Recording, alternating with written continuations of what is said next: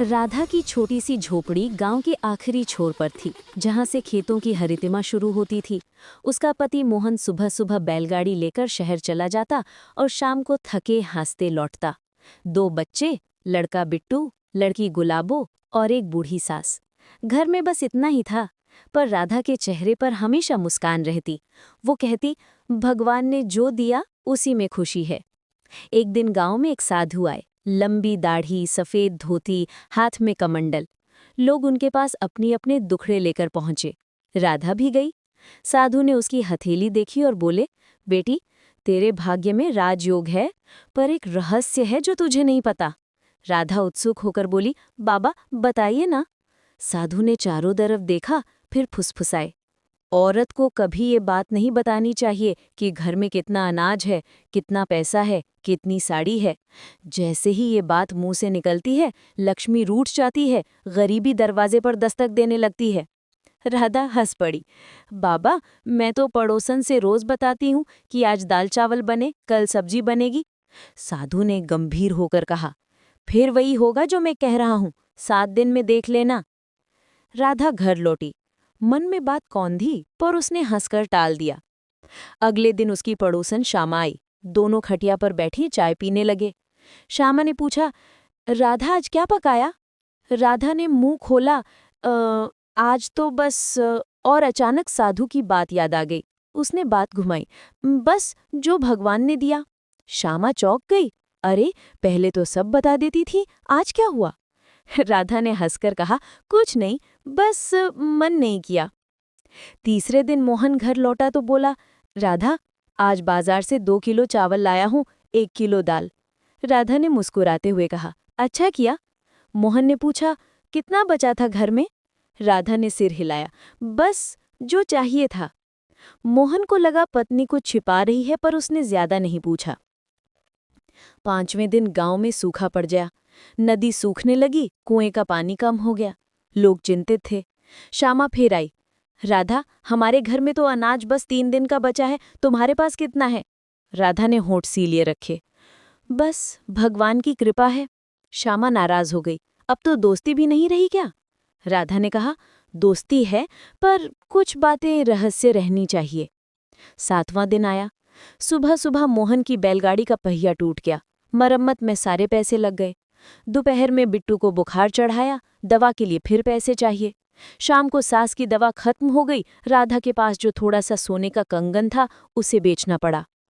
रात को मोहन ने पूछा, राधा, घर में कितना बचा है? राधा चुप रही। मोहन गुस्सा हुआ, अब तो बता दो। राधा ने आंखों में आंसू लिए कहा, मोहन, मैंने एक बात छिपाई थी। साधु बाबा ने कहा था कि औरत को घर का हिसाब नहीं बताना चाहिए। मैंने वही किया। मोहन हंस पड़ा, पागल, अंधविश्वास है ये सब। पर राधा के मन में शक पनप गया। क्या सच में गरीबी इसलिए आई क्योंकि उसने हिसाब बताया नहीं, या इसलिए आई क्योंकि उसने पहले बताया था? अगले दिन उसने फैसला किया, वो साधु के पास गई। साधु अब गांव से जा चुके थे। राधा उदास लौटी। रास्ते में उसे बूढ़ी दादी मिली। दादी ने पूछा, क्या हुआ बेटी? राधा ने सारी बात कह सुनाई। दादी मुस्कुराई और बोली, बेटी, साधु ने आधी बात कही थी। पूरी बात यह है कि औरत को हिसाब बताने से गरीबी नहीं आती, बल्कि हिसाब छिपाने से भी नहीं आती।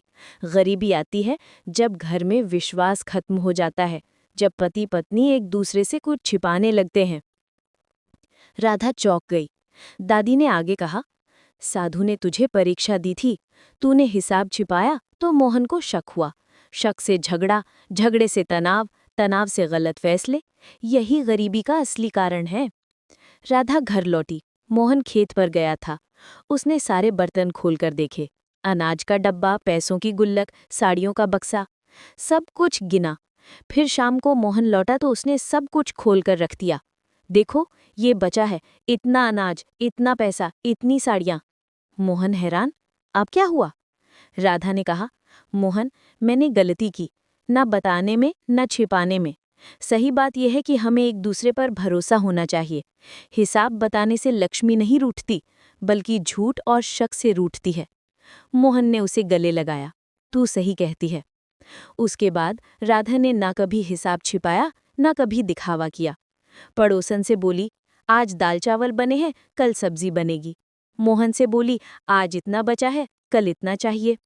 गांव में फिर बारिश हुई, फसल लहलहाई, मोहन की बैलगाड़ी नई हो गई। बिट्टू का बुखार उतर गया, सास की दवा नियमित आने लगी। एक दिन श्यामा फिर आई। राधा, अब तो बता कितना अनाज है। राधा हंसकर बोली, आजा, डिब्बा खोलकर देख ले। श्यामा ने देखा, डिब्बा भरा हुआ था। वाह, इतना कैसे? राधा ने कहा, जब घर में सच और विश्वास होता है तो लक्ष्मी खुद चलकर आती है। न छिपाने से डरती है, न बताने से रूठती है। गांव में ये कहानी फैल गई। औरतें हिसाब बताने लगीं, मर्द विश्वास करने लगे, गरीबी दूर हो गई। और साधु, कोई नहीं जानता वे कहाँ गए, पर गांव वाले कहते हैं वे कभी कभी आते हैं, किसी नई औरत को वही आधी बात बताते हैं ताकि वो पूरी बात खुद ढूंढ ले।